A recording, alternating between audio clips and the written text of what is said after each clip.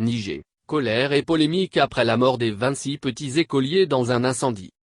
Au Niger, l'émotion était grande ce mardi 9 novembre à Maradi aux obsèques des 26 enfants victimes de l'incendie de leur école. Une foule nombreuse est venue entourer les parents d'élèves et rendre un dernier hommage aux disparus. Plusieurs ministres s'étaient rendus sur place pour l'occasion au moment où le gouvernement est tenu pour responsable de ce drame. En cause, les classes dites paillotes. Selon une source locale, peu après l'incendie, plusieurs habitants ont saccagé les autres paillotes de l'école et ce mardi, lors des funérailles, les visages de la population étaient durs, tirés par la tristesse et l'angoisse, a confié un enseignant sur place.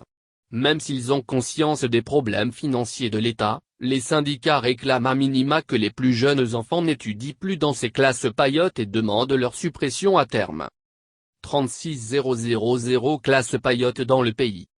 Construire des classes sans matériaux définitifs est-elle l'une des promesses de campagne du président Bazoum, une promesse pas encore tenue en raison du manque de moyens financiers. Lundi, en Conseil des ministres, le gouvernement a décidé l'interdiction des classes paillotes pour les préscolaires, c'est-à-dire les enfants de moins de 6 ans, mais à Maradi, la totalité des enfants décédés avaient entre 6 et 9 ans. Indemnité aux familles des victimes. Ces classes paillotes qui sont donc au centre de la polémique après ce drame sont pourtant très nombreuses au Niger.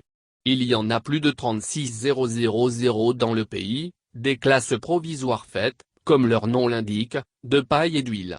Ces installations sont très fragiles et inflammables, mais possèdent un avantage non négligeable, celui d'un coût de fabrication très faible.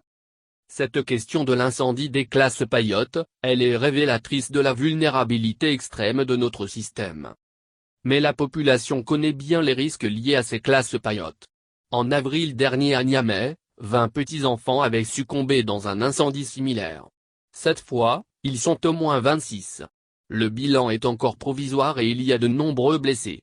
À noter que le gouvernement va verser une indemnité conséquente aux familles des victimes de l'incendie.